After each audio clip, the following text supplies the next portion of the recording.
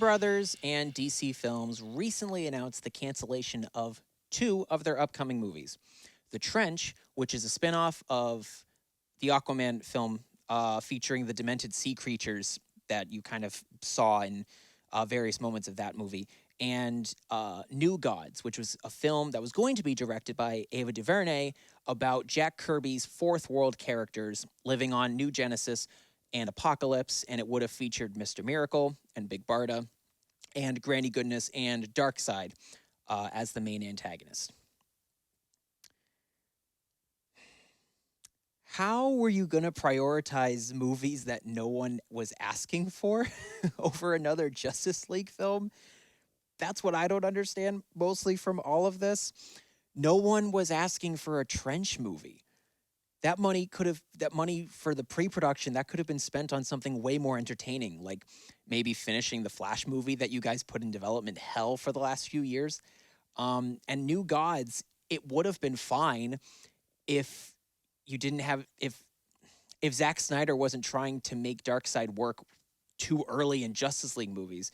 But now I guess you canceled the New Gods movie because it was too soon after Darkseid made an appearance in Zack Snyder's Justice League movie, even though that movie isn't getting any sequels ever, and it's practically a separate universe from the main Justice League movie that you want to separate yourself from also. What are we supposed to get excited about going forward? I don't get it. Flash is coming out next year, and it's supposed to, I would say, truly introduce the multiverse concept of the DC universe to audiences. But is that concept meant to be a part of bigger things in the future for DC films? Nobody knows because the rest of the DC slate is so scattered. Let's break it down for a sec. We're getting the Suicide Squad this year in August via HBO Max as a standalone sequel from the first movie because of how mixed that was. The Batman movie featuring Robert Pattinson next year is coming out, but it was supposed to have Ben Affleck, but now it's its own thing, and of course that's all separate, so it's like an Earth 2 of the DC Extended Universe. Black Adam will have Dwayne Johnson, and it'll feature the Justice Society, and it might culminate in a crossover with Shazam, either in his sequel in 2023 or a future film that could be announced later.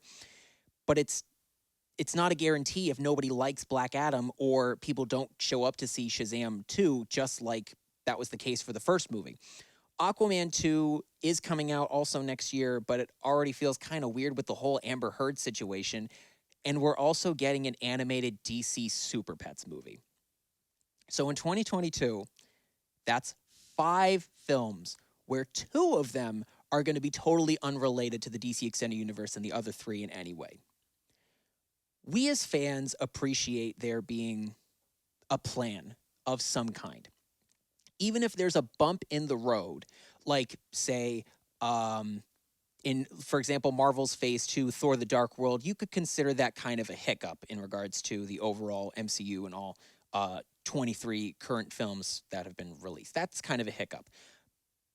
But we at least like knowing that there is still a plan to follow, regardless of hiccups or not. DC, you had a plan in 2016 when you announced what was coming after BVS. You had Suicide Squad, and you had Wonder Woman and Justice League. You had, I believe, the Green Lantern Flash Buddy Cop movie, and also Cyborg. So you did have a plan, but since then, you've changed it multiple times, either adding in one film or taking away several all at once, and adjusting your slate of films accordingly, I guess. It's okay to do that if it doesn't affect the overall plan of sharing characters and concepts across multiple films in the same way that Marvel has done for so long. But you've abandoned that, / might be getting back to that if the Flash movie does well. So my point with the first 2 movies that I mentioned in The Trench and New Gods is this. Time was wasted on announcing these movies in the first place that nobody wanted anyway. So where do we go from here? If not these 2 movies, then what next? What are you going to choose to do and produce instead? If you don't want another Zack Snyder Justice League movie, then when will there be another Justice League movie because that's supposed to be your main DC property overall. That's supposed to be the bread and butter of DC Films unit within the Warner Brothers studios. There really isn't much point to this rant that I'm making, honestly. I'm just finally accepting that after all these years, it's become really hard for me to defend Warner Brothers and DC as a whole.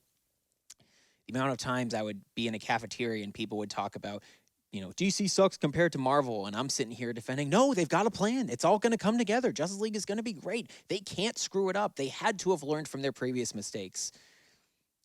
I guess I assumed too much.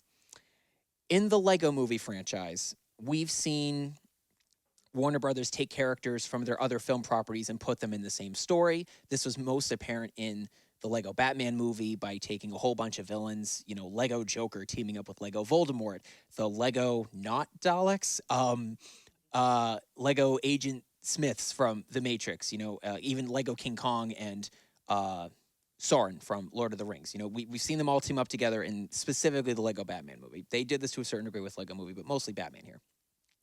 In Ready Player One, we saw multiple Warner Brothers properties all collide together in the Steven Spielberg film epic. And of course, in the recent trailer for Space Jam: A New Legacy, we see that LeBron James and Looney Tunes will also feature characters and concepts from Iron Giant, Matrix, Scooby-Doo, Hanna-Barbera cartoons, and even the DC characters too.